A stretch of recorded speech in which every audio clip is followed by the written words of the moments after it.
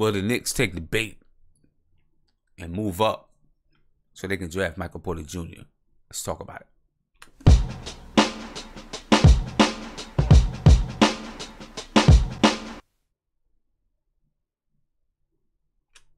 Knicks family, what's popping? What's going on with y'all, man? Hopefully your week's going well. Mine is going well so far. So far things have been looking good this week. Still got the rest of the week to go, but things are looking good. I'm still busy getting things together for my daughter's 16th birthday party, which is this Sunday on Father's Day. So that's going to be fun. We expect about 100 people to be there. You know what I mean? So it's going to be crazy. Right now we got the house all decorated out and still doing a lot of work to get that done. Still buying stuff, junk, candy all over the place. So it's going to be crazy for a couple of hours on Sunday. I'm looking forward to it, though. It's going to be fun. Big day for my daughter, of course. She's turning 16 years old, and she's going to, look. My daughter almost crashed into the house today. In Maryland, at 15 and 9 months or whatever it is, you can get your permit. So a couple months ago, we get a permit. So tonight, on the way home from the store, I let her drive home. She was doing okay. Not bad. Couple of people beeping because she was going slow. Right? But she did okay. She was doing cool. And then, she turns into, she's not that good with turning yet. So she turns into the driveway. And she's pulling up.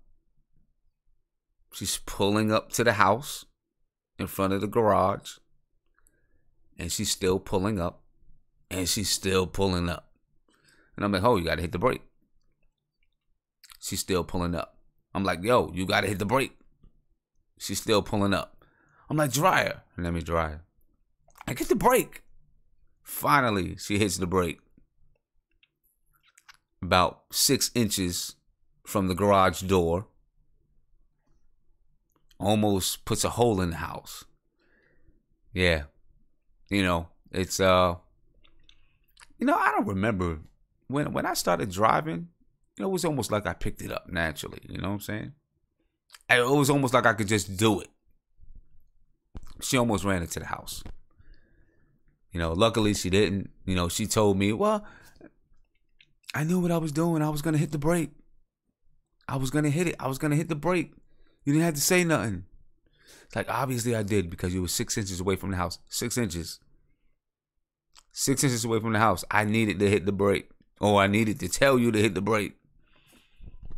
But she's getting it, though. It's cool. It's fun. You've been there, Robert. Yeah. Yeah, been there. Yeah. It's a cool, fun experience if you survive it, right? If you survive, then it's cool. You got a story to tell. If you don't survive, it could be a problem. Playing too much GTA. Right. But hey, it's cool, man. She's going to turn 16 years old. We're going to have a nice birthday party. And, I'm honored to do it. It's going to be a great time. About 100 people there. Spending a lot of money for it, but it's all good. It's all cool. Yeah, it's all good. So, let's talk about the Knicks. Talk about some things happening with these New York Knicks.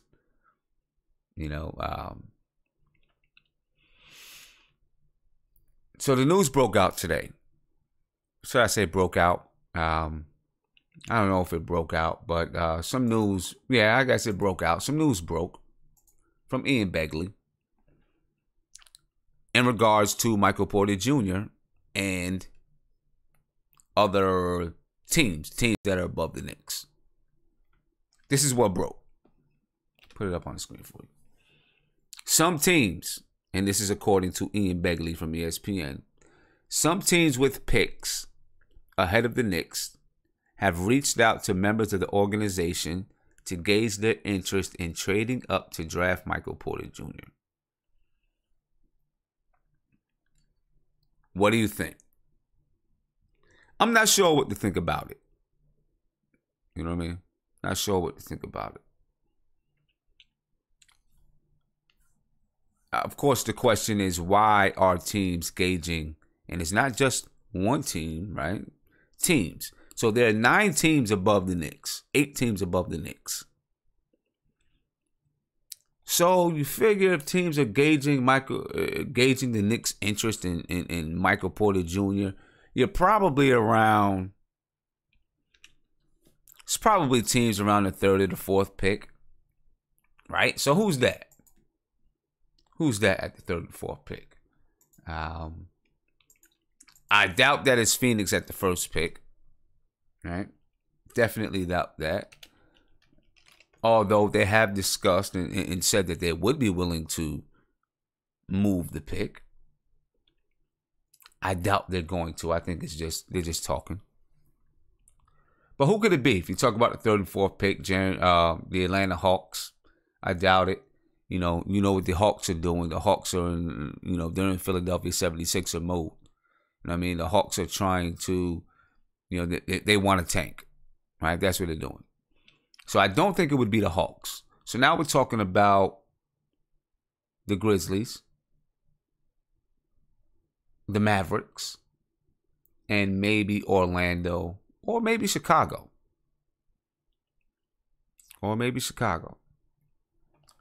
That's probably who you're talking about. So they said, he said teams. So I'm thinking it could be one of those 4. Maybe even Cleveland. But see, then that scares me a little bit. When teams are calling you. And my question is, what are they asking for? You know what I mean? What are they asking for? Listen, if they're asking for Frank, I'm not doing it. If they're asking for KP, obviously I'm not doing it. But if they're asking for a combination of guys like Damian Dotson and Trey Burke and a swap of the 9th pick, that's something that I consider very seriously. Right? Anybody else besides Frank and KP, I very seriously consider it. But see, I think teams maybe are gauging the Knicks, not just do they want Michael Porter Jr., but with the Knicks looking at so many guards in the draft and pulling up so many guards last year. Trey Burke, you had Frank, drafted Frank, pulled up Trey Burke, brought in Emmanuel Mudiay, signed Jarrett Jack, had Raymond Sessions, all these guards. And they're still looking at guards in the draft. Maybe teams believe that the Knicks are lukewarm on Frank Ntilikina, and they're looking to pull Frank from the Knicks.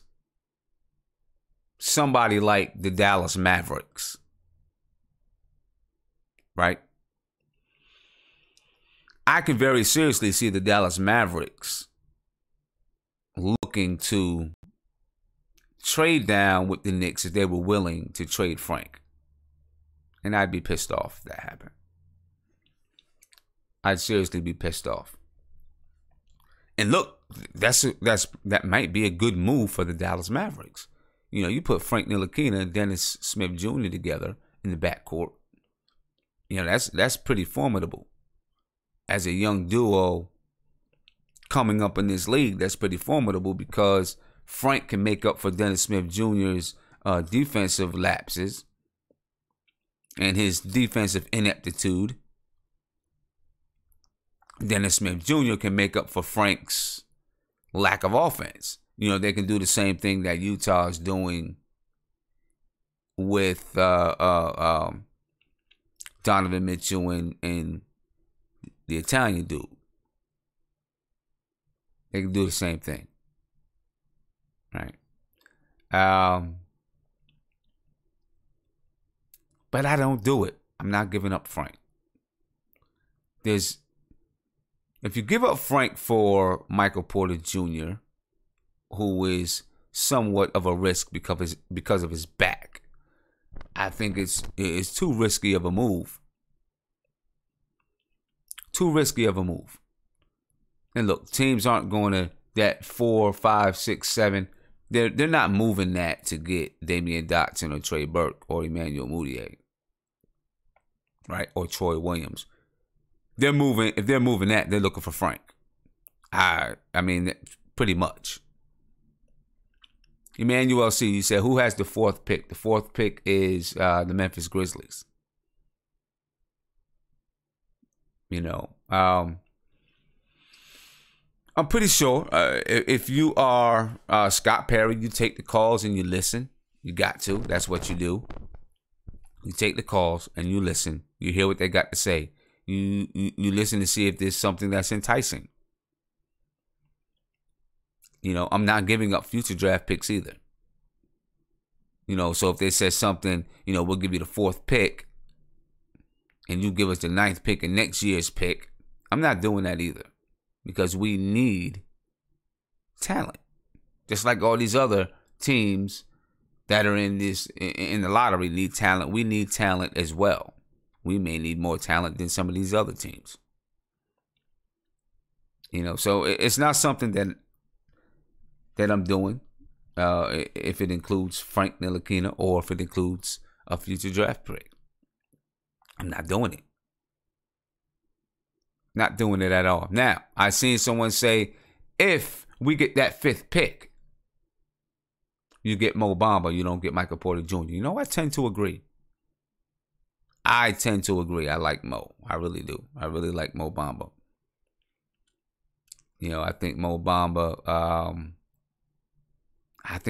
has the chance to be something special. Rafi, you said, Sim, would you give up next year's pick if KP is very likely to return this year? No, still not giving up next year's pick. I'm not giving up next year's pick for a player that I have yet to see play in the NBA. If I'm giving up next year's pick, it's got to be something really, really special that's happening for the Knicks. You know, not for a team that I have not seen play. That's not happening. It doesn't make sense because if that player comes in and he's a bust and then you gave up next year's pick, that's a problem.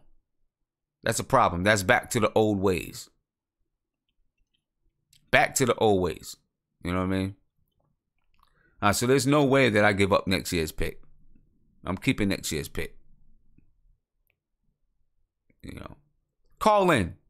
We're going to open up the lines already. Let's call in. Let's talk. I want to hear what you got to say about it. And what you guys are thinking about the potential of the Knicks moving up. I see some people say that the Knicks are not going to move up. And you know what? Chances are they probably won't. You know, those are the chances. The only way that the Knicks are going to move up, really, in my opinion, is if they give up either Frank or KP. I think that's the only way that they move up in this draft. You know, and in my opinion, to be stupid and dumb to move either one of them. You know, if that happens, Scott Perry probably needs to be tested right away. Send them to get tested right now if he does that. You know, I'll pay for the bill. I'll pay for the bill. So I got my man Isaiah on the line. Yo, what's poppin', Sim? Isaiah, what's poppin', bro? Not much, man. Happy birthday to your daughter, man. Yeah, appreciate it. June 15th, this Friday. And I know she's liking it too because Friday's her last day of school, so you know her birthday on the last day of school, kind of special, kind of cool. Yo, so I gotta tell you a quick story about my driving, real quick. Okay. First time driving, well, not my first time, but my brother taught me how to drive. And we was on a boulevard in Connecticut, and we was near a cemetery. we was actually at a cemetery. He pulled over and he was like, I asked him if I could drive. He said, yeah. So my first time driving, I almost hit a tombstone. Oh boy. Man, listen, I was so nervous and scared, man. I almost hit a tombstone. Oh man. And my brother was like, yo, he's like, yo, you gotta get out, man. You gotta get out. You That's funny. That's funny. You know what though? But you know, he let me drive after that though. But that first time though, man, I was like, because he made it look so easy. I was like, man, this is easy, man. I got this. Right. But yeah, man, I almost ran into a tombstone, almost woke up the dead, man. You almost woke up the dead. Nah, facts. Yeah. But we talking about the pick, right? Yeah, so we talk about the possibility of the Knicks moving up in the draft. You know, first of all, what kind of truth there is to the rumor, and you know, who could it likely be? There's several teams, I guess, because it says teams. And what do you give up if that's going to happen?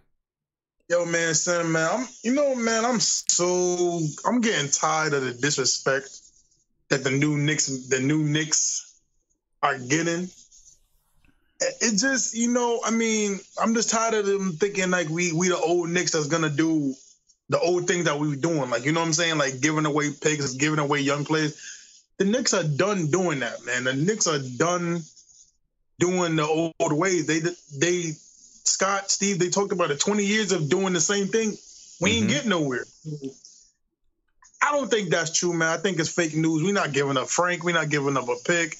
We keeping these picks, man. Like I said, the other video chat, man, we probably following the Boston way of doing things, man. And that's collecting assets, getting younger, getting better. Like, it's no more that trying to trade and get this player that only does one thing. That's over, man. Yeah. Now, you know, I guess what it is teams have been reaching out to the Knicks. Haven't heard anything about what the Knicks' interests are, if they're even intrigued. But they've been reaching out to the Knicks, and I'm thinking that they're testing the waters on Frank. That's what I think. I think they're testing the waters on Frank to see if they'd be willing to move Frank, given that they have such a glut of guards. That's what I think. That's what I think. I think that's part of the reason they are gauging the Knicks' interest.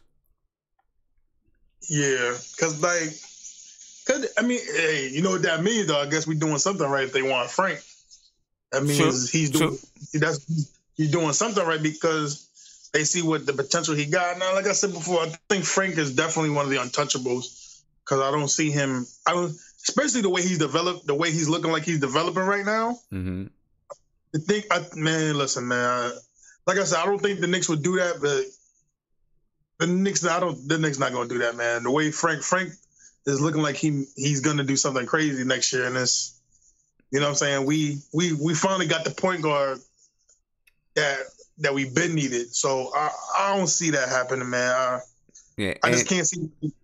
And you know, there must be some information out there in the NBA atmosphere that the Knicks are really, really high on Michael Porter Jr. and really want Michael Porter Jr.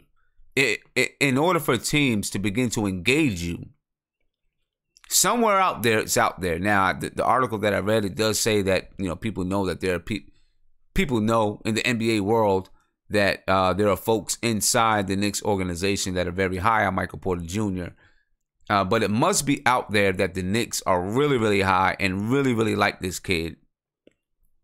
As we know, the Knicks have traveled or are traveling to Chicago for a personal workout, you know, go out to dinner and all those things with Michael Porter Jr. Right? Yeah. So somewhere out there, the news is out there that the Knicks really, really want this kid. It has to be in order for them to engage the Knicks and engage their interest. Yeah. So it's not just Frank. You know what I mean? Yeah, because you know, my thing with that is, I mean, I watch a lot of mock drafts. I watch a lot of draft videos and draft polls and stuff. the way that they got Michael Porter Jr., they got him like at roughly around the 6 to 9 range. You know what I'm saying? Yeah.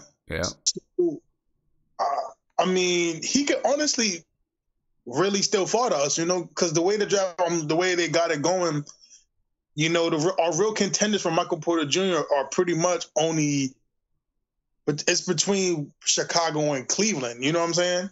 Mm-hmm. And we still don't know. And honestly, Cleveland is really going to be based on if LeBron stays or not. Now, if my thing is if LeBron goes, they're going to go get Michael Porter Jr. because he's going to be like, the next big thing. Right. If he stays, they might trade him to get an older player. You know what I'm saying? To appease or more, LeBron.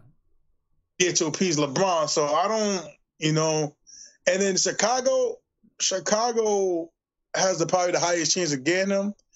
But at the same time, it's like, I'm still questioning his back. That's what I'm still questioning, Yeah, I need to know. Yeah, and there's some weird stuff with that, too. It's some weird stuff with that. Hey, Isaiah, I appreciate the call. I know some other people was trying to call in at the same time. So I'm gonna let them get a chance to get in here.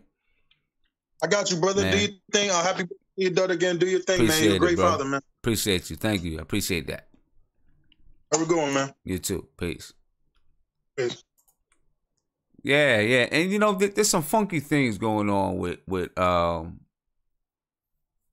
Porter Jr. and his back. I don't understand why the medical team in Chicago have his medical records, and they will be distributing those medical records to people or teams of their choosing, of Michael Porter Jr.'s choosing. I don't understand that.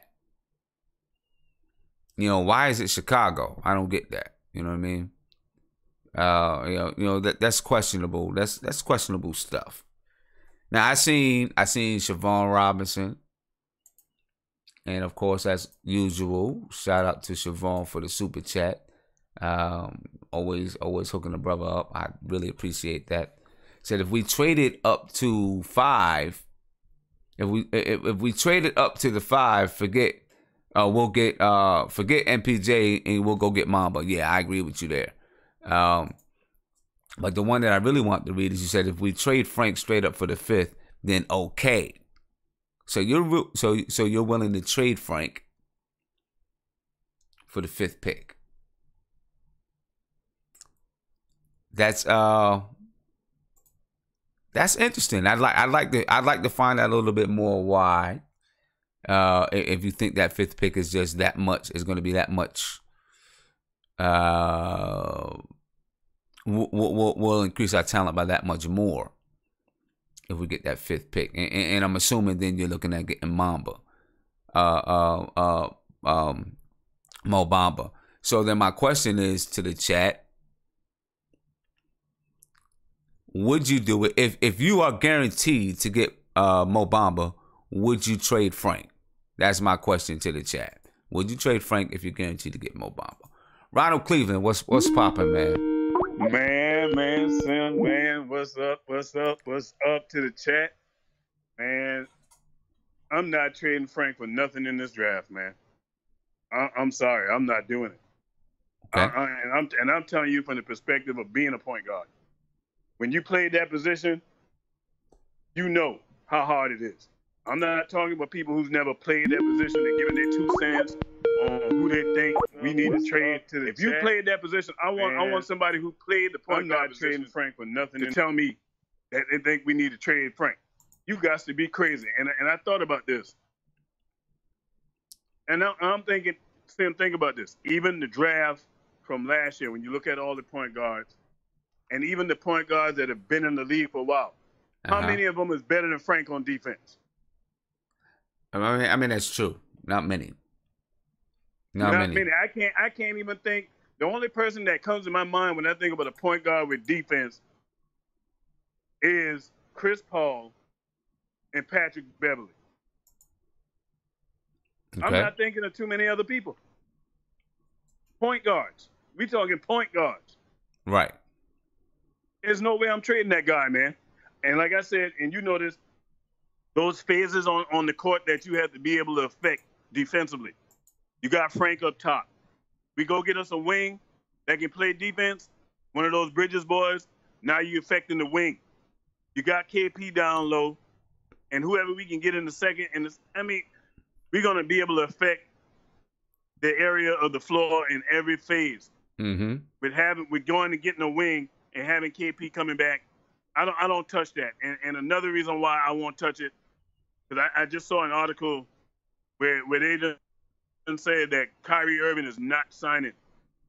He's not signing no extension with Boston. So if Kyrie is not signing an extension with Boston, that's why you getting these reports coming out now about people asking about Frank. You know what I mean? Because everybody know Kyrie wants to come home to New York. Everybody know that. Now, you know, one of the things with Kyrie and the reason why he's not going to sign that contract is because we probably read the same article. Kyrie can sign an extension and get like another $102 million extension. Mm-hmm. But if he opts out and then re-signs, he can get $188 million over 5 years, which breaks down to $37 million a year. So yeah, he wants to prove it. He wants to prove it. Right. So financially, it's better for him to opt out. You know what I mean? It's better for him and Boston. So, 1 second, Ronald Cleveland. Siobhan hit me with the super chat. Appreciate it. You said you wouldn't trade Frank for Bamba. Imagine him next to KP. That's the best interior defender that we've had in years. But you know the problem is Sam. You make that trade, now you back to square one when it comes to point guard defense out there. Somebody who can disrupt the offense and cause them to eat up time clock trying to get into their offense. I love that. When teams are up against that shot clock, that's when we find out what's in that chest. Right. You know what I mean? When that clock is chewing down and you got to do something, that's when you find out to separate the pretenders ballers from the contender ballers. You know what I mean? It never can be stated enough how long we've been looking for a point guard that's really a true point guard that can score if need be, but really willing to pass the ball but going to affect the other team's deep offense. I couldn't tell you the last time we had a point guard like that. It's been some decades. It's been at least a decade. So you don't mess with that, man. And I'm gonna tell you what scares me about moving Frank. I guarantee you, we move Frank and he goes someplace else. 2 to 3 years when that kid is shining, you're gonna have everybody crying like they did before. Oh man, why we move Frank? Why we move Frank? It's gonna be the same people that's talking about let's get Frank out of here. No, I don't touch Frank. He's untouchable. Him and KP, they're untouchable. And I'm kind of leading that way on Dotson because I see a lot of potential in him.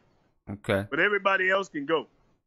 See, I'm with you. I'm definitely with you on Frank, and I'm just wondering what other people think. If we can get that 5th pick and be able to get Mo Bamba, do other people think we move Frank? And see, the reason why I'm with you is because then you leave a hole someplace else. I think you really do. On the point guard front. Even though Frank offensively is not there yet, I think defensively, then you leave a hole there, and now you got to fill that again. And now you coming into the season with Trey Burke, undecided point guard. Yeah, and I guess the thing though is Mo Bamba probably is going to be. I think he's going to be something special. I think he can be something special. That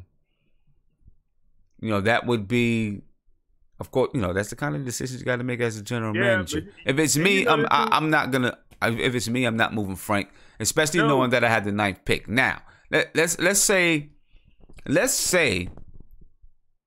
that I didn't have a 9th pick. Let's say I didn't have a pick at all in this draft. I may consider it then, even though Frank is my boy. I got you there. I'm with you. I'm seeing exactly where you're going. If you don't have a pick, I would consider still it would still be a hard It would. pill to swallow to move him. It would. I would consider that. But the fact that we got that 9th pick, now you're hearing that Kyrie's not signing that contract extension. Stuff is opening up for the Knicks. The front office is being smart. And the thing is, you got to question yourself, man. Why everybody trying to bring up Frank? Exactly. Why they talking about Frank? You know why? Right. Because he's valued. He is. Because he's valued. He is. And listen. Everybody see that. And we'll be stupid to trade that guy. Think about how many players we done drafted and they moved on to other places and balling. Yeah. And listen. Too much of that, man. There's too much of that. I think the Mavs, I'm pretty sure they like Mo Bamba, right? Mm-hmm. But I think the Mavs would like Frank. Oh, they would especially love him. If they could get Frank and the 9th pick. Because if you remember, they was going to get Frank. Remember, they had the stuff out there, and everybody told me there was smoke screens. They were trying to get us to draft Frank so they can get Dennis Smith Jr. I guarantee you, they had them boys either 1A or 1B on their draft board. I'm pretty sure they did. Whoever was there, they was going to take. And the fact that we took Frank, they went on and took the consolation prize for them, who was Dennis Smith Jr. But I guarantee you they wanted Frank. They wanted that European connection with Dirk. Somebody who's unselfish, that plays the game the right way. I guarantee you, I tell you this right now, I guarantee you Papa take him. Papa take him right now. All day long. I Papa think he take him all now. day long. I think he If take him all day long. You don't have to coach a player on how to play the game, you don't have to worry about him. Yeah. Frank is the one player I don't worry about having to be coached. Right. He knows how to play basketball. Yeah. And I'm with you 100%. 100%. I don't move him, man. I don't move him. To me, you stick with the plan. We keep building. I agree with you 100%, Sim. We do not trade any draft picks. Hey, if you want us to move up, I'll package Tim Hardaway Jr., Courtney Lee. I'll package some of them guys and move up them guys. with the second round pick that we got early in the second round, and move up in the first round to acquire a first round asset. But I'm not trading Frank. I'm not trading KP, and I'm not trading Dotson. And I'm really high on Dotson because I think his IQ is way better than Tim Hardaway Jr. And you saw it near the end of the season, man. That boy should have been playing a lot more. To me, he's solid on both sides, and that's all you need. That's all you need. You don't make them silly moves like that, man. That'd be foolish to trade Frank. And you see how committed the guy is to the game. And the kid is only 19. Right? Yeah. Only 19. Yeah, and he is committed. When other guys going out, I can tell you the type of player Frank is, man. Other guys going out to the nightclub, drinking, partying. You know what Frank doing? Frank at home watching tape. Working. Exactly. Getting He's ready home to get up working. in the morning, get up He's early, working. 5 o'clock to go work in the gym. Yeah. I'm with you, Ronald. I'm with you all the way, man. 100%. Hey, thank you for the call. Yeah, man. Sim, Appreciate the call, keep bro. doing what you're doing. Hey, to the chat, man. Hey, y'all need to ride with Frank, man. Hey, y'all gonna be happy this one that Phil went and drafted just like KP. Think about that. Yeah. Phil ain't did much right, but what he was able to do is he was able to draft. He brought, you know what? He brought his KP, he brought his Frank. He might have brought the future in. Yeah. He just might have brought in he might have brought the future in. Yeah. I'll holler at you, man. All right, man. Appreciate the call. All right, later. All right, peace. Yeah. The one area that I don't know, I would trade Damian Dotson. I like Damian Dotson. I do agree with him that Damian Dotson really does have potential. He plays defense. He has a lot of athletic ability. I really, really like Damian Dotson. I think he understands where to get his shots. He takes good shots. When he learns how to, play a little bit better, off the bounce. You know what I mean? Being able to create a shot a little bit more, and that'll hopefully come with time. I think he'll get better and better and better, but I would trade him. You know what I'm saying? If the Dallas Mavericks were really high on Damian Dotson, a guy that we got in the second round. A guy we got in the second round. and they were willing to give us the 5th pick for Damian Dotson and the 9th pick and maybe Trey Burke, then I'd do it. I would do it. Yeah, I'd move Damian Dotson for that. You know what I mean? Emmanuel, you say my Skype is acting up. I just had a call around. I think it's working. I think it's good. I believe it's good. I believe it's good.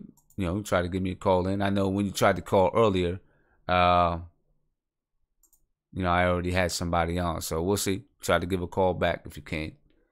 You know, if not, then maybe it is acting up. You know, Skype does that sometimes. Every once in a while, starts acting funny.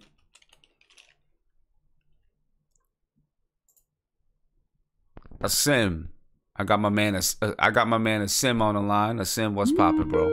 What's up, man? I've been sitting here listening. And I've been enjoying it so far. I just want to say what's up to the chat. So to the chat tonight. For sure. But I tell you right now, I'm not moving Frank. Okay. I don't move him for nothing. You know, we have a special point guard. You need a point guard in order to run your team. He's going to get better offensively. Defensively, he's already there. He's going to get much more better. He's getting in shape, greatly in shape. We have a special point guard. We have a special player. So that's so even if you have the chance to get Mo Bamba, or what if you have a chance to get what if you had the chance to get DeAndre Ayton? What if you had the chance to get the number 1 pick? Oh man. I mean, you know, listen. Obviously, that's not going to happen. I'm just throwing the question out there. But all right, let's just stick with Mo Bamba. If you have a chance to get Mo Bamba, I don't think it's worth it. You need because you know we can have Mo Bamba, but if we don't have a point guard in order to run a team, I mean, it's just a bunch of people out there that's kind of without any guidance. True. You know, you need a point guard. I think that's one of the most important people on the team, regardless of what their status is, as far as their star, you know, their star power, whatever the case may be. You need a point guard, plain and simple. Right. I agree. And Frank is only 19 years. He just turned 19, right? Frank will turn 20 years old in July, I believe it is. Oh, he's going to turn 20 in July. Okay, so I think it's July. We have the opportunity to have a point guard, a very good point guard that's going to get better for the next decade. Then you have Chris Staff. Hopefully he'll come better. He won't have any problem with his ACL. Right. And then on top of that, we have the 9th pick just to add on, and you know, we have some more players in Dotson. Baker could give you some things. Of course, you know how I feel about Tim Hardaway Jr. and Kanter, but there's no reason to bring that up. But as far as Frank is concerned, I believe he is untouchable. Not even for Mo Bamba. I believe he's going to be something special. But the problem with the draft is that you don't know what you're going to get. See that, and that's the thing, and that's one of the reasons I definitely wouldn't give up a pick, next year's pick. Robert Paris, thank you for the super chat, said the 2020 number 1, which is 2 years from now, number 36, this year's 36, and Dotson for the number 4. I mean, you're looking at 2 years away, and if it's a team, you know, the Mavericks are looking to rebuild as well. Do the Mavericks want to wait until 2020? I'm sure they're looking at acquiring assets now. You know what I mean? You know, 2020, you would be hoping that 2020 pick would be a low or, you know, mid to low draft pick because we would have gotten better, right? And hopefully became a better team so that, you know, we're not drafted in the top 10 if you're talking about 2020. I'm just not sure any team wants to wait that long. Maybe, you know, maybe they just... But if they're trading something that's in the top 5, I don't know if they want to wait that long. But see, here's another question too, because I saw reports. They said there was well, I don't know if this is true or not, but there were several teams who called New York to see if they wanted to trade down. Right. You know, when let me just make an example. When somebody gives up a player as far as not paying them, you know, when they let a player go to free agency, maybe it's because they don't believe in that player, and then you know somebody picks him up in free agency. So in other words, you're picking up a player that another team kind of gave up on, and you're banking that this player is going to do well. I say that to say that maybe a lot of these teams are not believing a lot. You know, they're not feeling a lot of these players that's in this draft this year. So it makes me wonder, why has it been several teams that has contacted the Knicks, and I'm afraid that we're going to fall back into that same pattern as far as trying to, you know, do a quick fix and try to get something, you know, we had the opportunity to trade up in order to get pretty much a bunch of smoke in the lore that we think is up there. When you got you just have to, I mean, do you understand what I'm saying? You have to look at why all these teams are looking trying to trade down with us. Right. Right. And this, that was one. Yeah, that's just one thing I worry about right there. And I was wondering. And on another note, I saw again on Bleach Report that the Knicks should try to acquire that 14th pick from Denver. Now that I definitely would like to try to acquire that pick. I just don't think we have the ability to acquire it. No, I looked because I was thinking about what you said as far as who, you know, what players you would try to give, and I now realize why you was talking about Kanter. Denver only has a bunch of guards, forwards, and one center, if that's what you want to call them. So of course they're going to need a center, and of course that's why they're trying to get rid of. You know, they just have a gluttoncy in just guards and forwards, small forwards and power forwards and combo guards, and one big man. So of course Kanter will be in that scenario as far as trading him away. But that was just something I wanted to, on a note that I saw as well. Yeah, and I mean, I just don't think the Knicks have the ability to get that 14th pick because Denver wants to relieve the cap, and the only way for them to relieve the cap is to trade contracts that are expiring in 2018, and we don't really have any. You know, how many more years is See, I don't even know if that trade's going to even work for Denver. Because but Fareed's got one more year left. Fareed's got next year left, right? That's it. So it sounds like what all they're trying to do is they trying to find a team to absorb his contract, and all they want is some. I don't know if they want to draft. I don't know what they want back. No, basically they want a team to absorb his contract, so that they can sign some of their, you know, some extensions to people that they believe are going to be stars and stuff like that.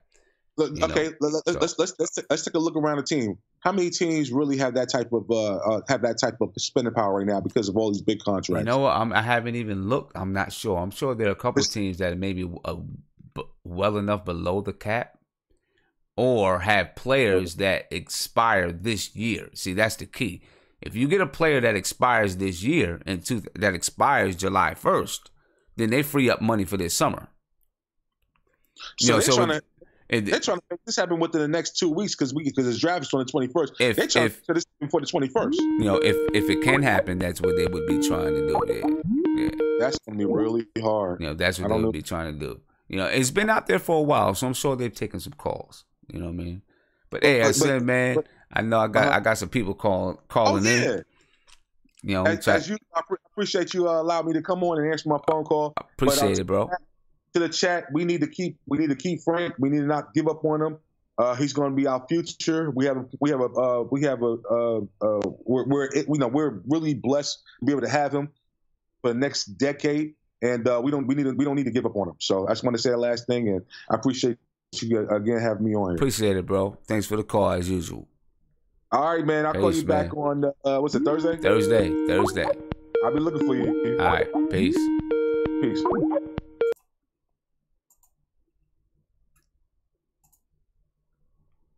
I got my man Emmanuel C on the line. I was about to give up. What's poppin', man? Yeah, just, you know. It's good. you was calling, a couple other people was calling in and got in. Yeah, you know how it goes. So what's popping with you, man? How you feel about that little bit of information out there? I don't know, because a lot of the things I was gonna say has been said, but when it comes in regards to Frank, to me, it all goes down to the timeline that these guys are looking for. You feel me? Like, what is that timeline that they have set in mind? Are you going with KP's age? Or like, what is it that they're trying to do right now? Because there's so many things I feel like you could do. Like, for example, if I would trade Frank if it's a situation where I could dump salary. So if I could get somebody dumb enough to take Noah and Frank, I probably wouldn't even be that mad at it, because then we'll be able to sign two max deals out of that. So it's like it really depends on like what is their situation, like what are they trying to do? Because right now, so I don't know. Yeah, see, I don't know if I would do it just to dump Noah, especially looking at our timeline. Like, we're not expected to be good for a couple years. You know what I mean? So Joakim Noah's contract ends 2019, 2020. So that summer, his contract ends. We'll have that $19 million to use during that summer. All right. I definitely wouldn't use Frank to dump. Now, the only way I would do that is if I knew I had 2 max contracts coming right now of guys that I knew was going to get me over the top. Then maybe, but then I'd still be concerned that we're not building something sustainable. We're kind of doing what we've always done. That was my thing. I was going to say, because vice versa, either way, if you hang on to Frank, we have 2 years of Noah's contract. Frank is developing in those 2 years regardless. The only thing that scares me about Frank, the only part of his game that scares me is his aggressiveness. Because sometimes he's too lackadaisical, and sometimes that can't be taught. There's some dudes that don't pick it up. He shows it in spots. You know what I'm saying? But I want to see that consistently from him in order for me to feel great and know that he's the guy of the future. And another thing is, the Knicks are not looking at him as a point guard. People need to stop saying that. They're not looking at him as a point. They're looking at him as positionless. He's gonna play 1 through 3. Positionless. He's gonna. Yep. He has no defined role. He's gonna play 1 through 3. And when he's not on the floor, I'm thinking that they're gonna switch. They're gonna switch him if he starts. They're gonna switch him off with Baker off the bench, because Baker's a defensive guy. So, and he's a pest. So I think. So you think Baker's gonna have a role? Yeah, I think of course, because Perry Fizdale's thing is defense, right? Right. And he wants to get, and Baker's that dude that gets under your skin. That's true. Like, that's true. Baker's he's type Ed. Like, Baker's dumb. Like, you've seen how he took that elbow when he jumped on Davis to try to get. He puts his body on the line. So that's true. That's true. He puts his bodies out. He puts his body out there. He works hard. He goes after it. He's not afraid to go after it and get after it. I compare his game to like Dellavedova. Okay. I feel like he's our Dellavedova, and I feel like every team needs at least one of those types of dudes to come in and disrupt things. When you need, like a little Marcus Smart, like a pest to get under your skin. Yeah. So okay. I don't know. Yeah, it's complicated. With this whole thing, I think that Scott Perry is probably listening. Just listening. You know what? Okay, you say you got an offer. Call me up. Let me hear what you're talking about. You know what I mean? And Yeah, I really do trust Scott Perry to make intelligent decisions. You know, and I mean, I don't think he's going to include Frank in anything unless it's really a game changer. You know what I'm saying? yeah. Yeah. I don't think he's gonna let him go unless he could. That's the only way I could see him letting go of Frank. Yeah. It's the only way, because it doesn't make sense to drop him. It doesn't make sense to let him go to get another play in the draft. Because then right now, this draft is so deep. The draft is completely deep. If we don't get Porter, we're gonna end up with Bridges. So it's like the draft is extremely deep. Like for me, it doesn't make sense for you to trade up and let go of Frank if that's what teams want. Right. Exactly. That doesn't make any sense at all, because then you're just giving up talent for talent and you're still left with a hole somewhere. Yeah, you know what I'm saying? Exactly. You're still left with a hole. You're right. You're letting go of one dude for a draft pick. It's like, all right, now they're getting the 2-for-1 when you could have gotten that. You know what I'm saying? Like exactly. They're getting Frank and the 9th pick. When you could have and then you got the 4th pick or the 5th pick. They're getting 2. Exactly. Right. They're getting 2 for 1. And exactly. It doesn't make sense. It doesn't make sense. The only way I see it is if they trying to let go of salary. If they trying to let go of salary and start restructuring their salary so they could start rebuilding and start trying to bring in free agents with Fizdale and things like that. That's why I said it depends on their timeline. Whatever their timeline is, that's how they're gonna move. Yeah, because it makes no sense for them to do that. So I don't see them moving Frank at all. Yeah. It's not. I think we're staying where we are. Yeah. All right. Yeah, definitely. Hey, Manuel, I appreciate the call, man. All right. No. Appreciate the call. All right. Have a good one. Peace, man. Yeah, it's kind of a crazy scenario. I mean, for one, I'm not moving Frank, even if it is to dump Noah or to start restructuring the salary. I'd much rather just wait it out. I do understand what he's saying. You know, that maybe there's a scenario out there. For me, the only scenario that's out there for me is if it's as if I'm really doing something that's game changing. That's the only scenario that's for me. It's got to be a game changer. It's got to be. You know what I mean? But yeah, if you're moving Frank, and then you listen. If you included Frank and the 9th pick, and then say it was the Dallas Mavericks, they got that night. They got Frank, they got the 9th pick. And then that 9th pick turned out to be, they got Kevin Knox or somebody. He turned out to be the next KD or a poor man's KD.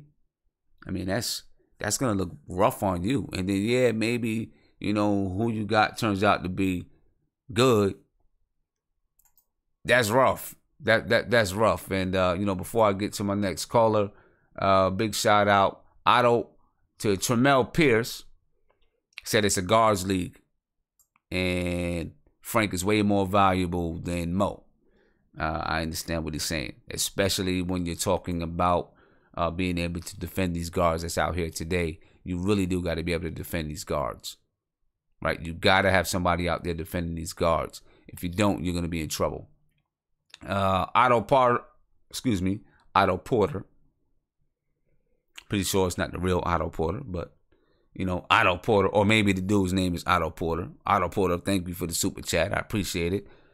He said, "Sin, with a straight face, you wouldn't trade Frank for Luka."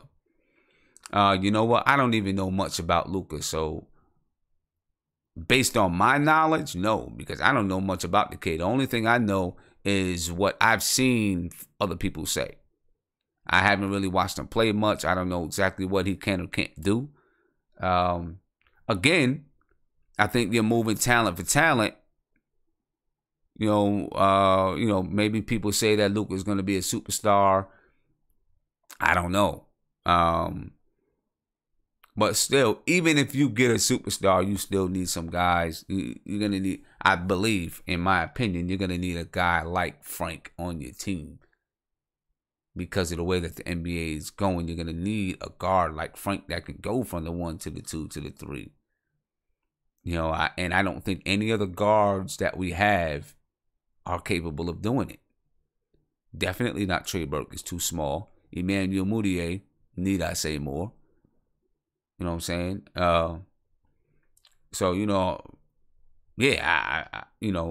Frank definitely is valuable. And then you got to have someone who can guard these positions. To be honest with you, I really can't answer the question, though, because I don't know much about Luka.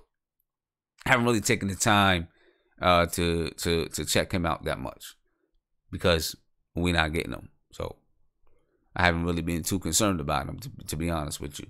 And then Otto Porter again said, Frank for Luka in a heartbeat early. Said he'd do it quick. So I'm assuming, Otto, that you know a lot about Luka. You know what I mean? And, if you can give me some information, I'd welcome it. So I got my man, Tony Crow. What's popping, bro?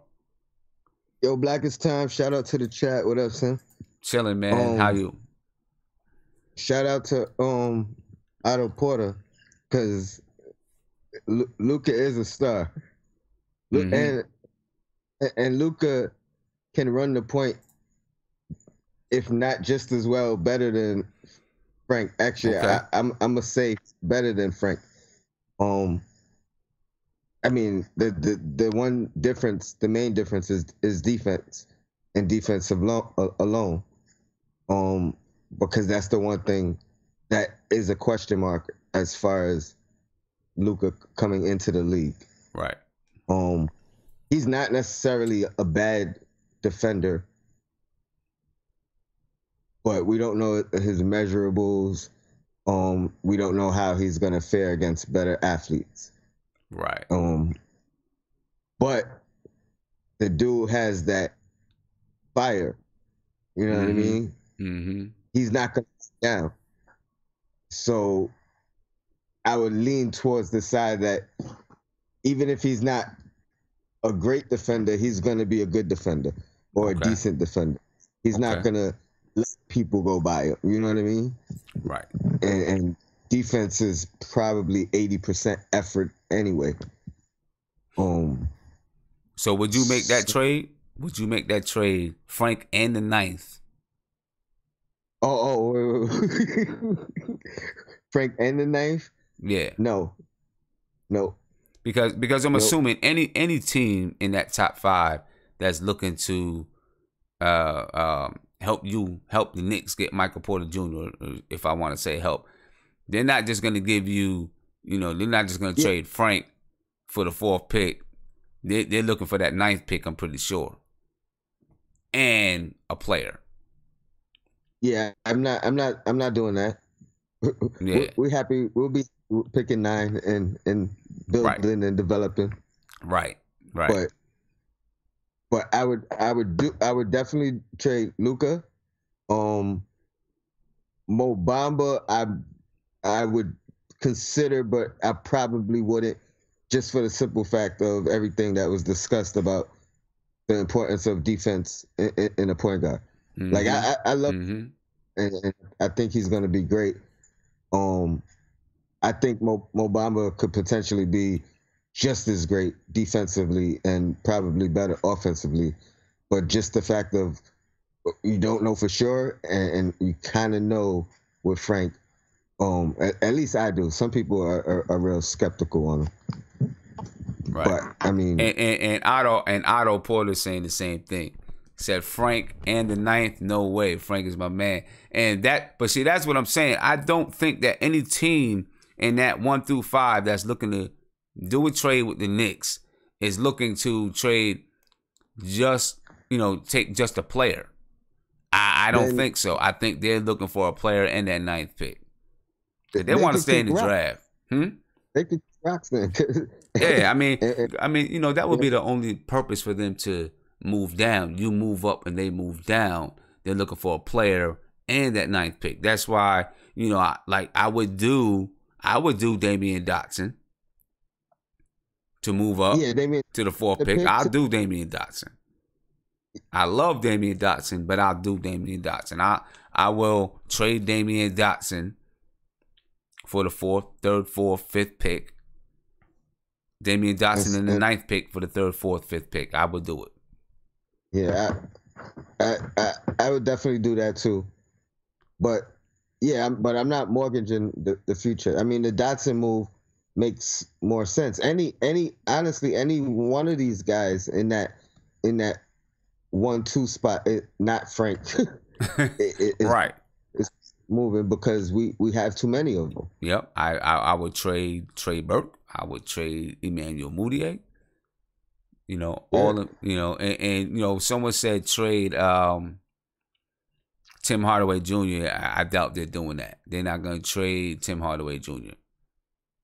You saying the Knicks won't, or the other team don't want the other team don't want Tim Hardaway Jr. Yeah, okay. The Knicks will. I think the Knicks will. The other team's not going to want Tim Hardaway Jr. in that contract. Yeah, I agree with that. At least not just yet, because I still feel like he could earn that contract, and I don't feel like he's far away from it. He might. And you know, I've seen some work out. You know, he's working on some.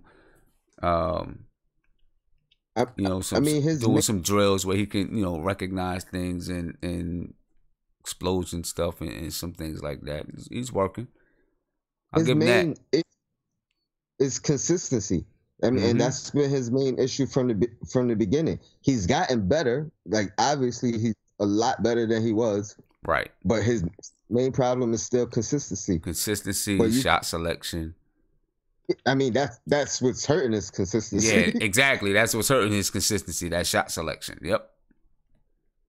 But if he slows down and you know, start making better decisions, I think that's the only problem in his game. He's gotten better as a passer. He has defensive lapses too. Like, but he also plays good defense more times than not. You know what I mean? The lapses are like individual moments, like throughout the game. Right. And I see D Chan in the chat says earn his contract with a question mark. He averages 17 points per game. But, you know, he might average 17 points per game, but he also shot 42% to get that 17 points and like 29% from 3 this year, or 31%, something like that. Those aren't good percentages.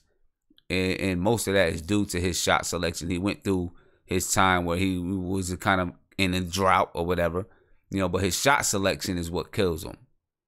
What I will give him credit for is when he went out the first time, we definitely went on a losing streak. The first, you know what I mean? Yeah.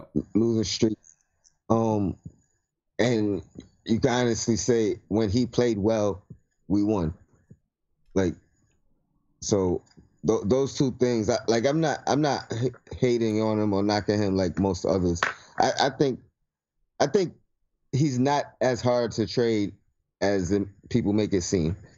He's not that far away. And if you look at him and compare him to the other two guards putting up the same numbers, they all have the same amount of money. And look, and you know, I've been hard on Tim Hardaway, but I'm interested to see what he does under Fizdale. I really want to see what Fizdale can do with him. You know what's really gonna be great about it too is Hardaway like works out with D Wade in the summer, so I feel that's improved his game too. But now you got the former assistant coach, you know, kind of giving him lessons and workouts and stories. And so that's going to be very interesting. Yeah. I just want to say one thing before I get off. All right.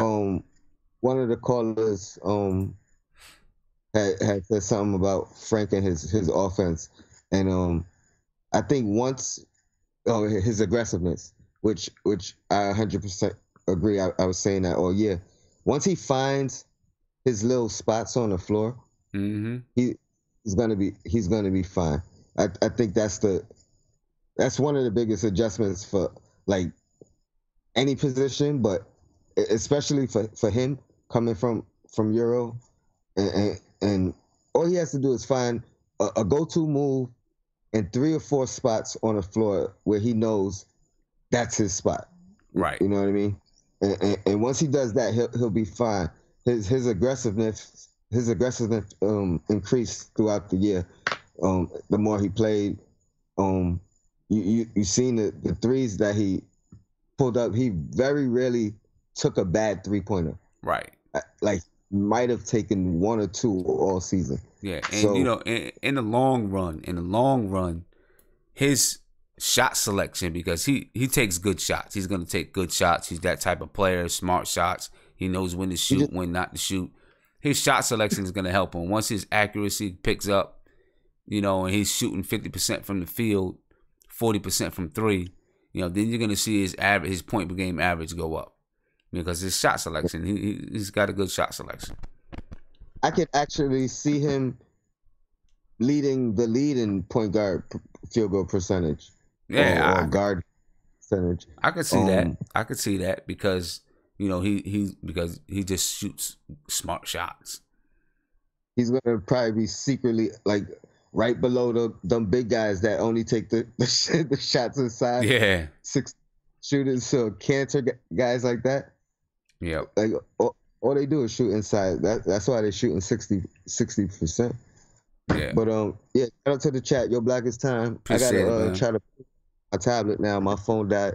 Okay, so, appreciate it, bro. I'm with it. Keep doing your thing, son. Peace, man. Yeah.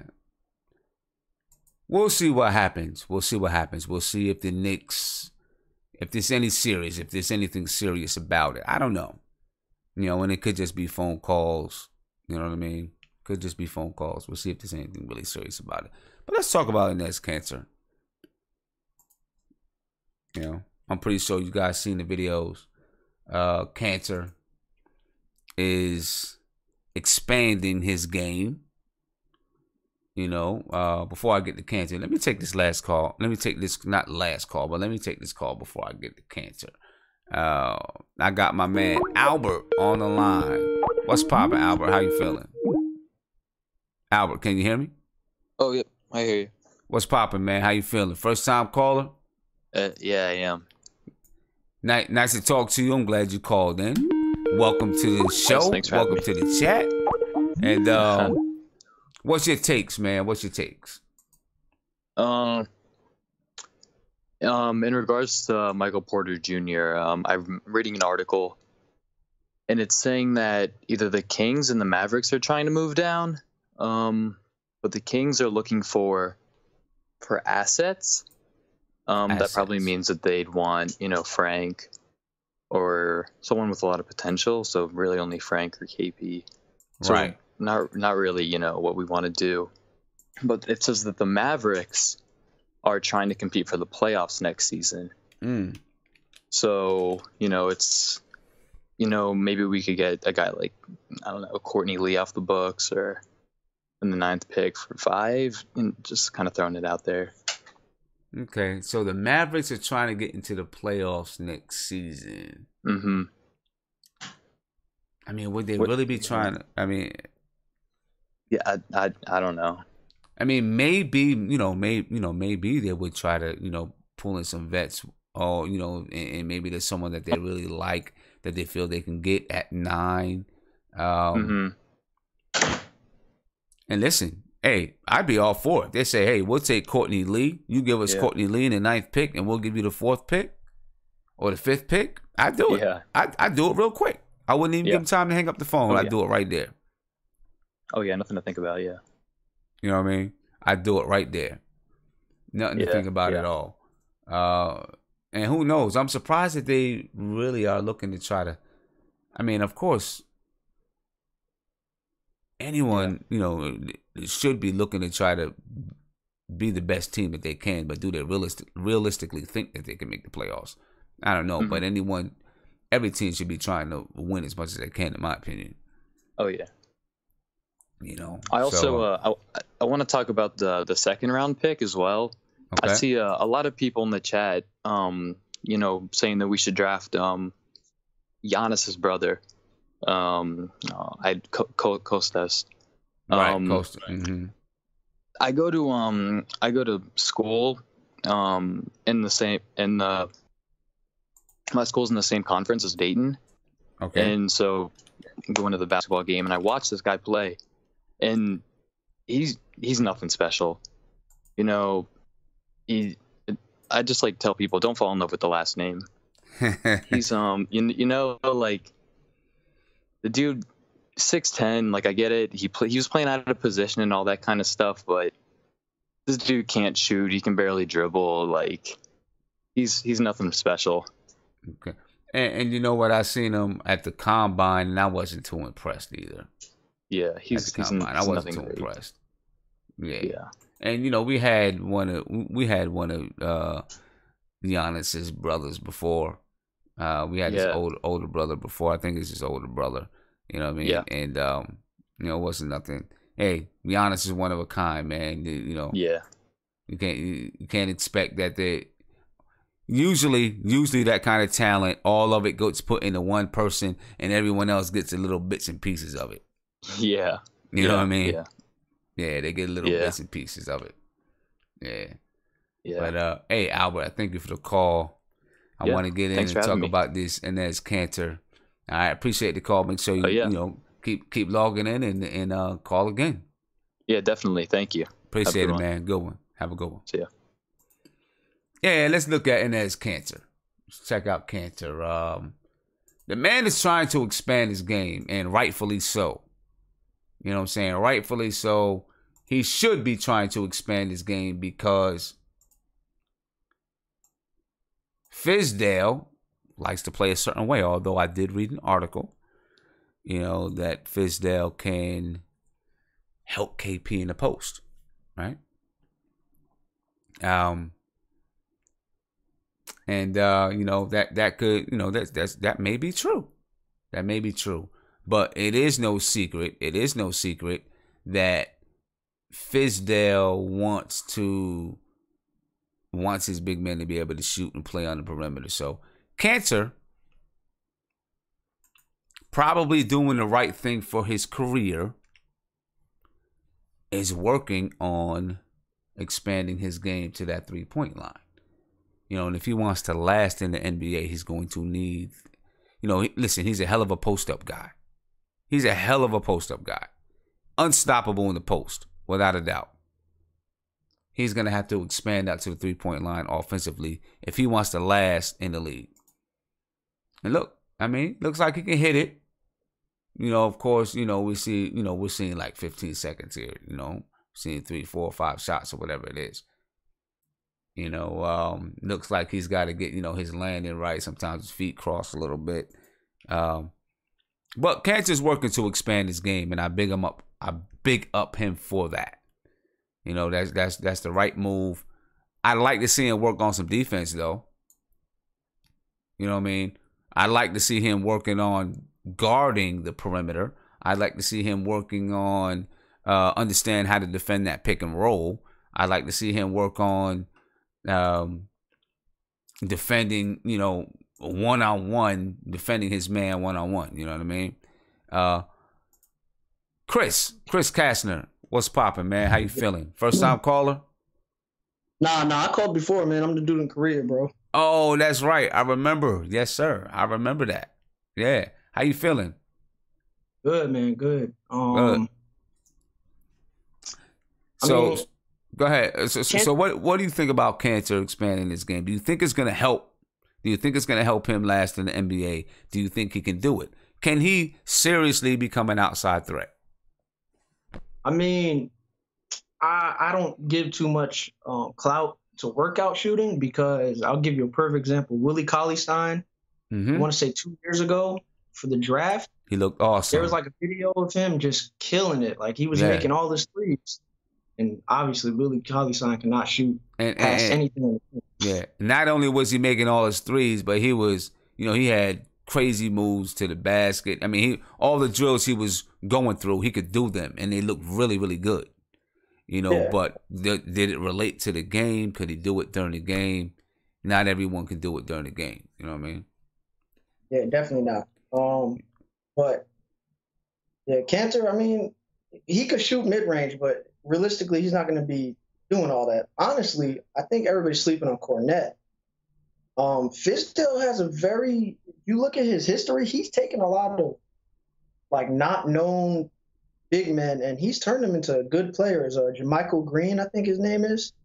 He went from like being a fringe D League guy to being a solid starter who teams want now.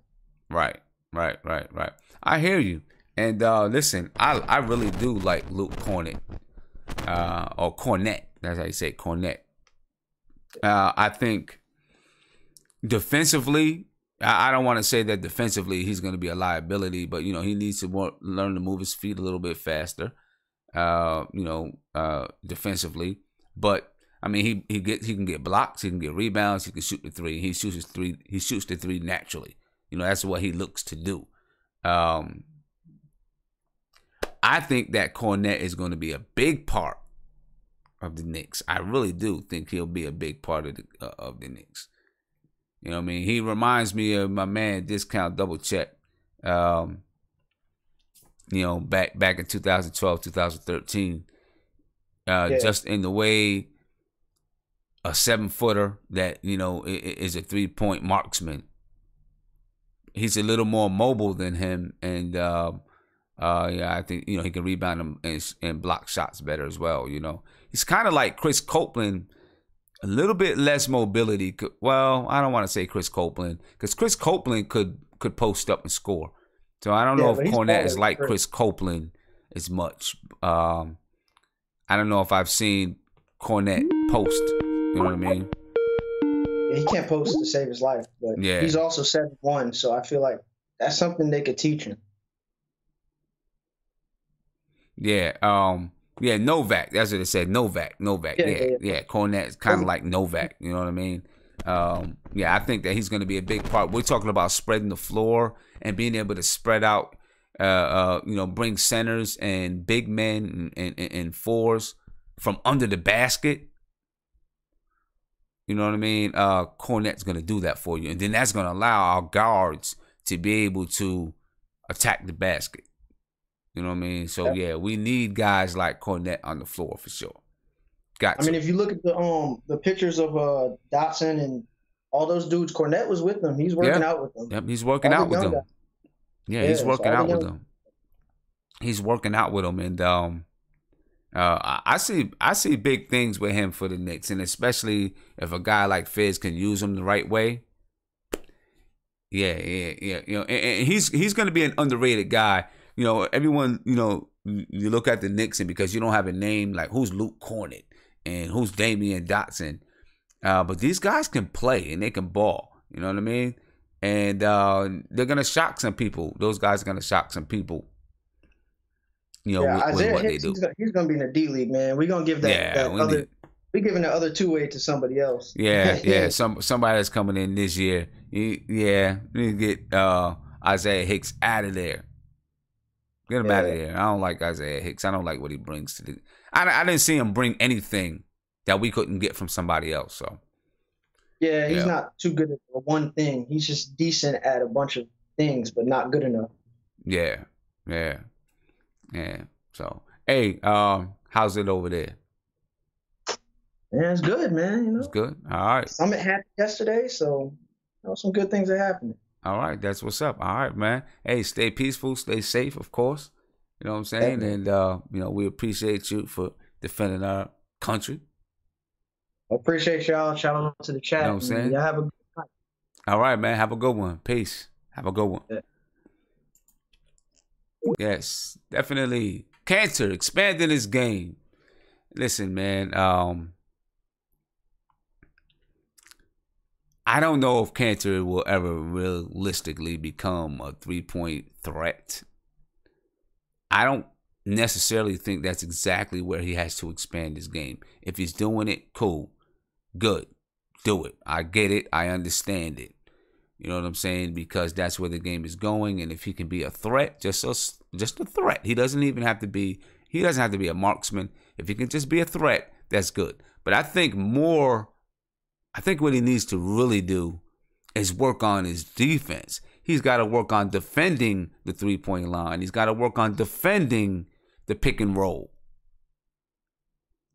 You know what I mean? Shooting from three is not going to be his biggest problem making it in the NBA. I really don't think that's going to be his biggest problem. If he can shoot the mid-range and hit the mid-range consistently enough to draw guys out the paint, good. His defense is going to be the biggest issue. He has to work on the defense. That's where he needs to put the work in. Listen, naturally, he does not have the type of athleticism to move his feet on defense, to get up and to make weak side blocks, block shots off the weak side. That's not what he does. So he's got to play defense a different way. He's got to play defense upstairs.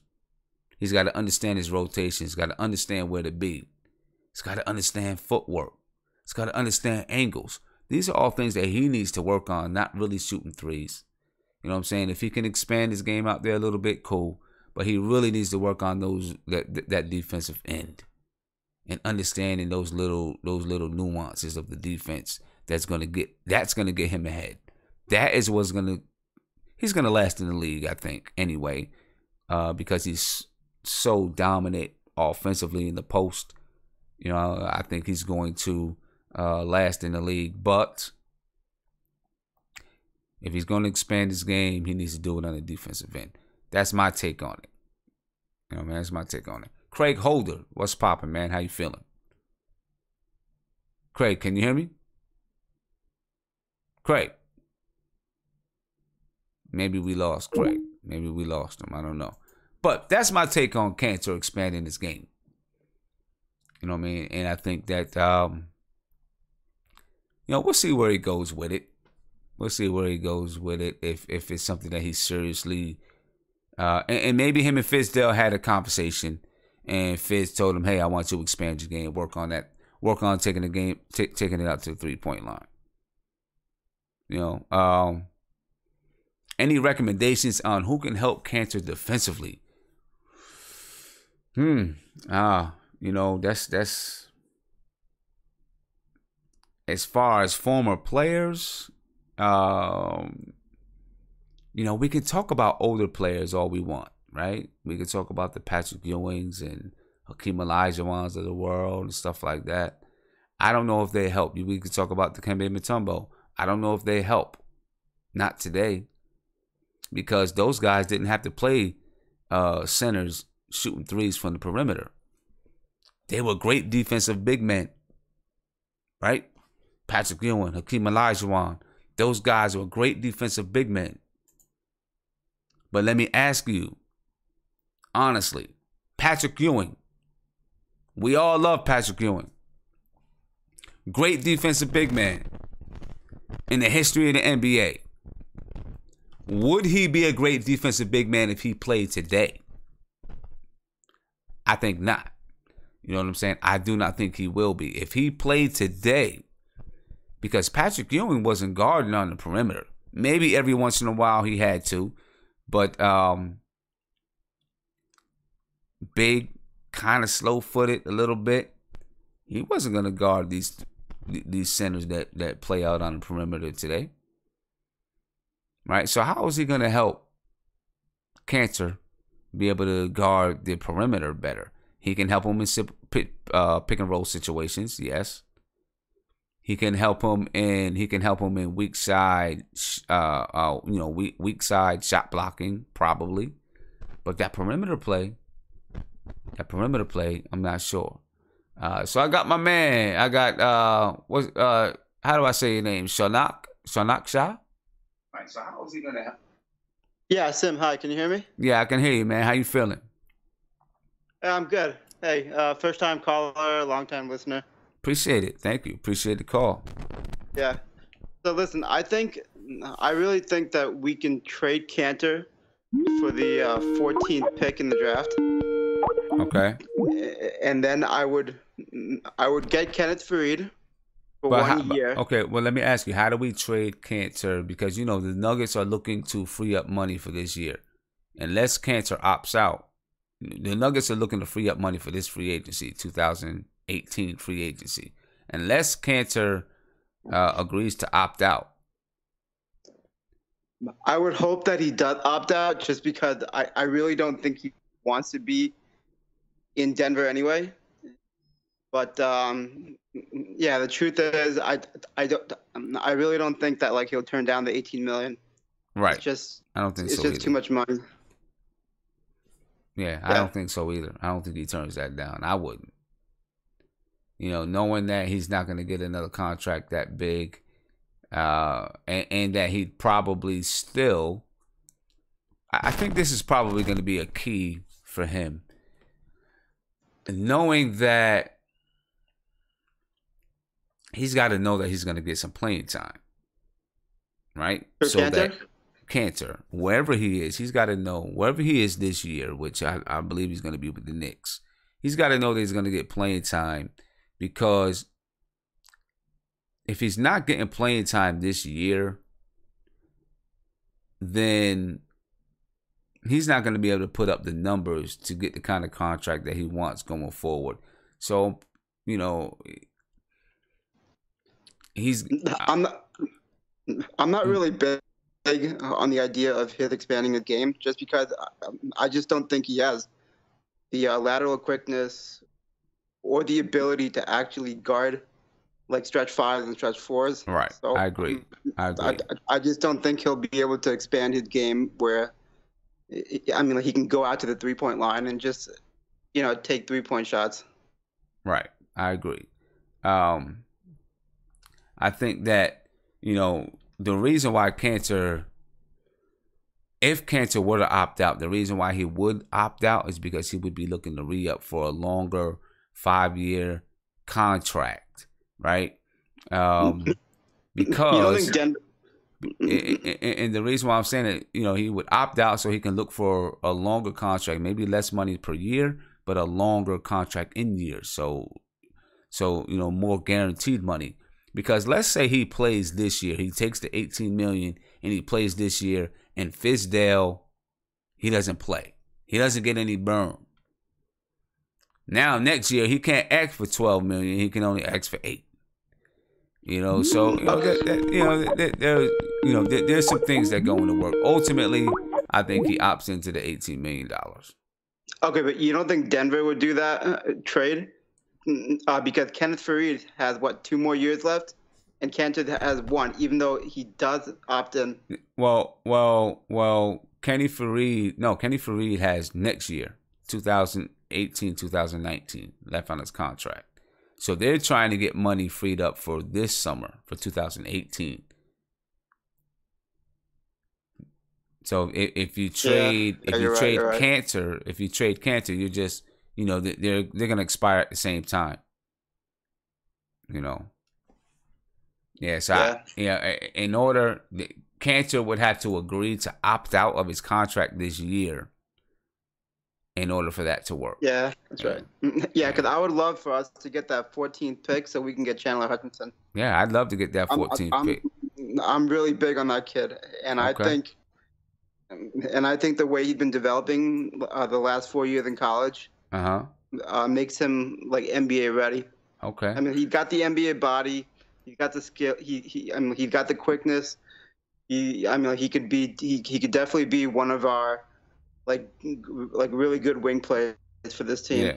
Okay. Yeah, I would love to get the pick. You know, to have 2 picks in this draft. I don't know if it's going to be possible. You know what I mean? But I would love to get it.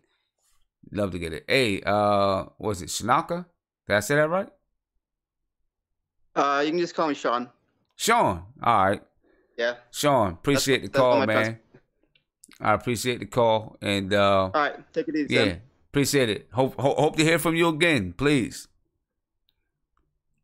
Later, Sean. Later.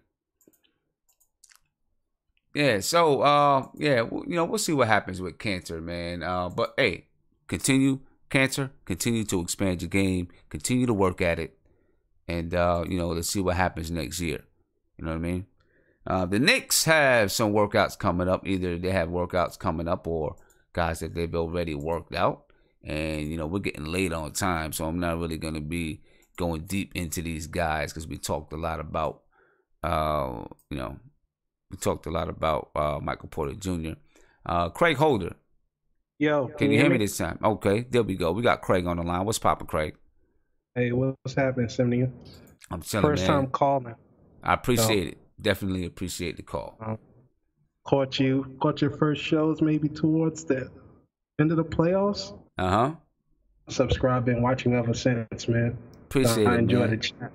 Thank you. Appreciate it. I'm glad you got a chance to call in. Yeah, definitely. Sorry about the earlier. My mic wasn't plugged in. Okay, no problem. But yeah. So you were talking about Kanter expanding his game. I think him going to the 3-point line is cool. You know what I'm saying? I think that frees the paint up for penetrators or, however they want to play next year. So him being out the hole can help them. Right. On defense, I think you make your money by being a paint protector. And that's something he doesn't do. So whenever a guard is coming at him, he got 2 left feet. He can't stay with him. He don't jump with him. And as far as guarding the perimeter, a lot of guys, they sink. So if you see him on the court, when the ball is moving or when guys are penetrating, the moment they get in the hole, everybody collapses the hole. So he's too slow to close out. Yeah. So if he just stayed out on the perimeter a little bit more, he could guard it. But he's not disciplined enough to do that, and most guys aren't disciplined enough to stay out there. And listen, I have no problem with him working on expanding his game, pushing out to the 3-point line. I just hope he's spending as much time on the defensive end. Athletically, his body, the way his body is made, he may not ever be able to, guard the perimeter the way that we hope or really deal with those pick and rolls. But I hope that he, is at least working at it and trying to understand the small angles that you can take, when to rotate, rotating at the right time, those type of things, little things, that make you a good defender. You know what I mean? Because there are plenty of defenders in the NBA that don't have the same physical abilities as some of the better athletes, but are still very good defenders, like Ron Baker, right? Ron Baker doesn't have all the physical abilities of some of these other guys in the league, but he's a better defender than some of these guys because he understands some of it is just hustle, just straight up hustle, right? But then he understands, he understands I got to get this guy a little bit more space, or when to jump towards the screen, or just little things that he knows he can do because he's got to make up for his lack of speed or athleticism. And Kanter, because of the way that he came into the league, he missed a lot of coaching. So hopefully he can work on some of those things in the offseason, because if he's gonna last in the league, he's gonna have to learn how to defend some of these plays. I think he'll last just on his rebounding and scoring, but he'll be a bench player. Yeah. He'll be a starter. I don't see him as the future, being part of the Knicks past next season. I don't either. People talked about trading Kanter. He's tradable, but you got to take back money. You got to take back a contract that you don't want. You might could get a pick for him, but you got to take back money that you don't want if you want to be free next year. He'll mess that up. So I just see him as staying. I don't see him as moving right now. Yeah. I don't think. I mean, you know what?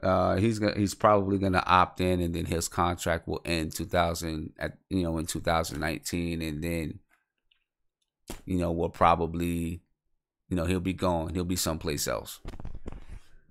I wanted to ask you, as I know you're moving on, but the Porter Jr. trading up for Porter Jr. Do you think it would be worth trading up to get Porter Jr.? I think it depends on what we got to give up.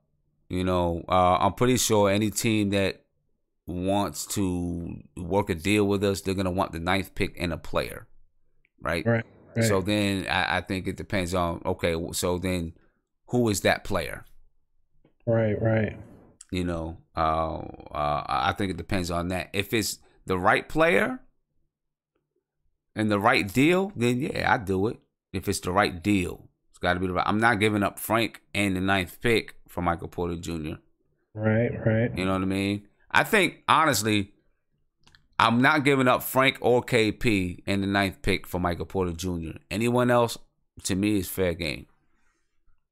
Right. What about, I mean, I know we want to keep next year's pick, but what about like a conditional pick? Like, let's say we keep it in the top 8 or something. And if it falls out of that range, it could go to a potential trade or something. Yeah, I see somebody, I don't even want to I really don't want to. I don't know. I mean, I understand the being protected. I don't even want to touch. I don't want to touch any picks. You know, I want to. I think I value. Giving up. A player, and then, first of all, the player is probably they're probably gonna want Frank, but giving up a player, and then next year's pick, because next year's pick is probably. Looking at us, is probably going to be top 10. Yeah, definitely keeping in the top 10. You know what I'm saying? In the top 10, you definitely. I'd be interested to just hear what some of these calls were. You know what I mean? I'd be interested to hear what some of these calls were, what was being offered, what was put out there on the table, if anything. You know? Right. Yeah. But hey, Craig, I appreciate the call, man, because it's getting late. I'm probably going to be closing up soon. It's all good. Catch you next time. Yeah, I thank you for the call, man, and hopefully, we'll be back on Thursday night at 10:30. So hopefully you can jump on the call with us. All right, cool. Appreciate it, man. Have a good one. You too. Peace. Yeah, so we got workouts coming up. Either we've worked these guys out or have we're going to work them out, or we've already worked them out. All right, so we got Lonnie Walker, Robert Williams, Alize Johnson, and Aaron Holiday, Drew Holiday's younger brother. So these are guys that have either already worked out recently or they're going to work out later on this week. I think Aaron Holiday is going to work out next week, sometime closer to the draft. Lonnie Walker, and we covered Lonnie Walker in some other videos. And, he's, there are reports out there that the Knicks are really, really high on Lonnie Walker. And there's definitely a possibility that the Knicks would consider taking him at that 9th pick. You know what I mean? I've seen him be up as high as number 10 in some drafts. But still looking at the Knicks are looking at a lot of guards still looking at a lot of guards. Even though we have a glut at guard, they're still looking at a lot of guards. And it's starting to become, especially in that second round, or if they're looking to get something in the late first round, I think it tells you where they're looking to draft. You know what I mean? And I think we're gonna draft a guard. I'm not saying with the 9th pick, maybe at that 36th pick, or if we find a way to pick up something in the late first round, they might be guards. And then, of course, the question is, what are we saying about the guards that we have if we draft another guard? Or are we expecting some moves to come soon? I just find it interesting, very interesting, that we're looking at so many guards. Because we're definitely looking at a lot of guards in this draft. So we'll see. But I'm intrigued by Lonnie Walker. I'm not going to lie. I'm very intrigued by him and his capabilities out there on the floor. You know what I mean? Lonnie, I don't know if Lonnie Walker, MH, I don't know if he's going to play the 3. I think he's like 6'4", 6'5". So I don't see him really playing the 3. He's kind of a in-between guard, one of those tweener guards. You know, he's mainly a shooting guard, but he can maybe, you know, play some two. I mean, play some one every once in a while, but he's mainly a shooting guard. You know, and he can light it up. He can light it up. I will say that. You know, he can shoot from three, he can shoot from deep. I forgot where I seen this stat, but I seen the stat that in college, while shooting from NBA range, he was shooting 34%. You know, and that's as a rookie.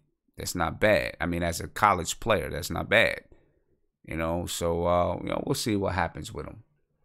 We'll see what happens with him. I think the Knicks are very high on him, and you know, he seems like he's a baller and a hound dog too. Got a little bit of hound dog in him, I think. You know what I mean? I like guys like that. But it still just interests me that the Knicks are looking so heavily at guards.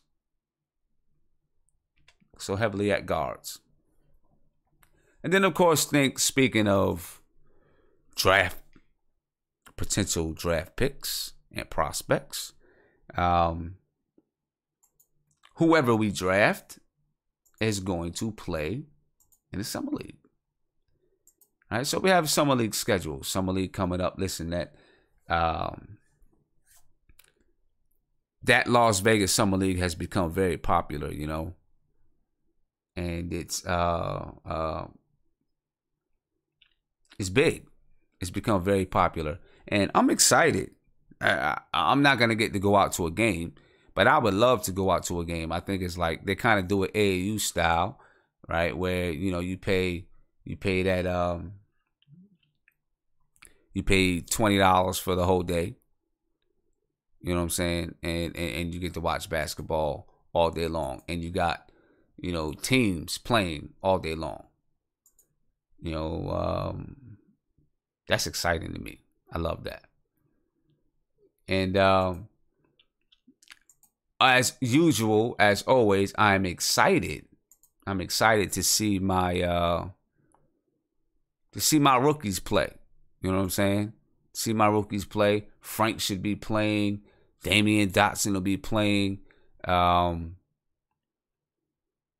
then, of course, whatever rookie is coming in this year will be playing.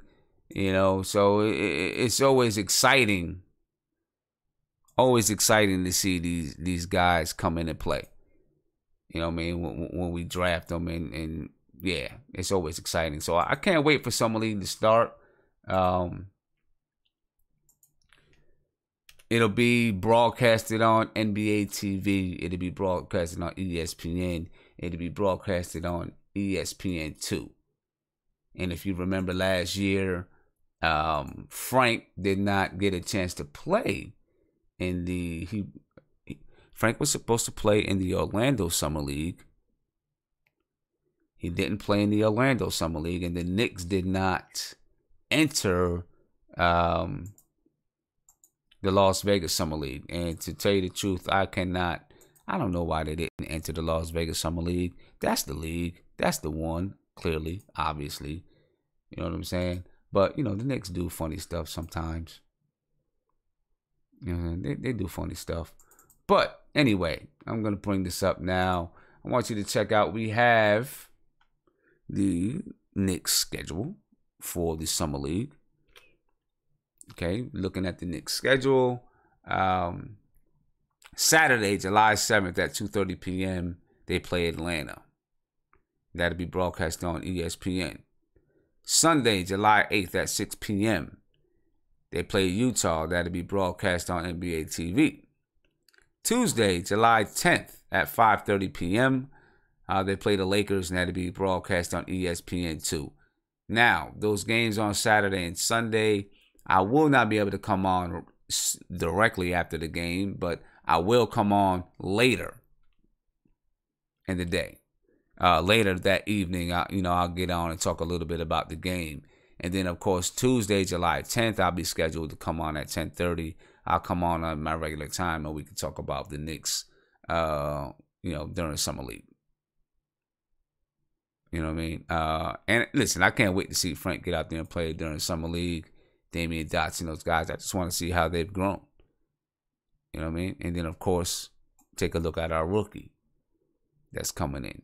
And then any other rookies that we, we'll have a 36 pick. We'll draft someone at 36, and then we'll have some undrafted rookies. Mike Johnson, what's popping, man? It's probably going to be a short call because I'm about to head off. Okay. Yeah, so... All right, man. I didn't mean to cut you off. Go ahead. No, go ahead. You got it. All right, cool. So I don't know, man. I was just thinking about like the whole draft process thing we're talking about, how we're even talking about guards right now. And, everybody's freaking out. Like, oh my God, we have so many guards. Why the hell do we need another one? But like, I mean, what's his name? Scott Perry, I believe, or GM Scott Perry? Scott Perry, yeah. Yeah, Scott Perry. I believe what he said was, we're not right now looking for like specific position. Mm-hmm. They're looking for talent, end of the day. Right. End of the day, we are looking for talent. We have really, end of the day, really only Porzingis that we're probably going to have. But even he has an ACL injury. So we're really not anywhere near the top of the league. We can't be like, oh, we don't want this player, even though he's super talented, just because we got freaking Frank Ntilikina at that position, man. Like, I don't know. That's just me. I don't know. What's your take on that? Well, but see, the thing is, I'm not ready to say that Frank Ntilikina can't be one of those guys that are, that is a staple of your team. You know what I mean? No, I totally understand that. What I'm trying to say is, we don't know. End of the day, if we don't know, we don't have a player. Like end of the day, the NBA is really truly based off what you have, and if you're basing like your entire franchise off a possibility in the future, like you're not going to go anywhere probably end of the day. If you're basing your franchise off of the possibility, I don't understand. Of players being, what I'm trying to say is, all right, listen. So you have a player right now in Frank. We don't know how good he is. We have potential in him. Okay, end of the day, we have potential in him. We do not have a solid all-star or even anywhere close to it NBA player. Clearly he has to work on his game. Clearly he is a rookie. But end of the day, if we don't have a player who's putting up the numbers that we need, we don't have that player, end of the day. Until he turns into that player, to me, we still need to be looking for talent. I'm sorry. Like, we did not hit in the draft with Frank Ntilikina. We missed out on 2 other point guards, and Dennis Smith and Donovan Mitchell. Like, we totally, I'm sorry, end of the day, I think, honestly, we screwed up on the pick. That's just my opinion. I think so. Okay. But I don't know if we can say that you screwed up on the pick until, I think you got to wait for a couple of years. You got to wait for a little while. No, definitely is early, man. And to be honest, I don't know, man. I could be totally wrong. He could be a all-star in like a couple of years, Could be. But could at the end of the day, yeah. But I understand what you're saying. We just don't have it at that position. We really do need talent. End of the day, like if we end up drafting a point guard and he ends up being an all-star his rookie year, as somewhere close to that, we're gonna end up being like, oh, well, maybe we did need a point guard, Like, at the end of the day, we just need talent. And like he even said, like, Frank could be a shooting guard, And like Trey Burke and Emmanuel Mudiay, what are the chances of them becoming anything, really special? But see, this is, I get what you're saying, right? We don't know what Frank is, but we also don't know what those players that we'd be drafting are either, right? We can talk about all the potential that they have. We don't know anything about them until they hit that floor. You know what I'm saying? That's just 100% truth. So I mean, it really does make it kind of tough. It really does make it tough because it's like, do we give up on a guy that we've been working with that we believe has the potential to be, and he doesn't have to be a superstar, but of course. Has the potential just to be a very good player that could be good for our team. Or do we trade him and try to get someone else? And it's like, you want to add on to the talent pool. And I think if you're trading someone that you consider to be part of your talent pool, then you're just going, unless it has to be a significant, like someone that's generational, I think. Yeah, right now at this point, man, we need anything. I think if you're giving up on someone that's in your talent pool that you plan on being part of your future, if you're giving up on that person, or I don't want to say giving up on that person, if you're going to trade that person that you consider to be part of your talent pool, then it needs to be someone that you think is going to be generational. If not, and you're just trading a guy that you know maybe is going to be the same, then you haven't really advanced. I think. No, I think that. Okay, I got it. I got it. Yeah, but yeah, but definitely. you know what? These are the decisions that a GM has to make. That's why it's a tough job. Yeah, it really is, man. People don't understand. There's so much other stuff that goes in just getting a player. Like it depends how many, like how much the fans like him, if he's well liked, if he's disliked. For example, like Colin Kaepernick. It's, to me at least, I'm white, and to me it's totally clear he's being blackmailed by the NFL right now. Mm-hmm. Like, you know, like a lot of it has to do with more than just how your player is. Like a lot of times you can get all-stars on the cheap just because of the fact that they got a terrible reputation, you know, like the Knicks have done a couple times. Right. You can. And yeah, you can. Yeah. Hey, Mike. Man, it's hard, man. It really is. It is. It's a tough call. Hey, what's up? You know, that's why, you know, that's why them GMs get paid the bucks, man. That's why they get paid the big bucks. Yeah. True that. Hey, Mike, thank you for the call, man. Hopefully, hey, thank you for letting me on, man. I love listening to you. Yeah, thank you. I appreciate it. And, you know, call back. You know, I'm getting towards the end of the show, so it's, you know, going to be kind of short. But call back again and we talk a little bit more. Awesome, man. I will. Appreciate it, man. Have a good one. You too. All right, peace, man. Hey, ladies and gentlemen. So what you see on the screen now is the Summer League schedule. Again, Saturday, July 7th at 2:30 p.m. versus Atlanta. Sunday, July 8th at 6 p.m. versus Utah. And Tuesday, July 10th at 5:30 p.m. versus the Lakers.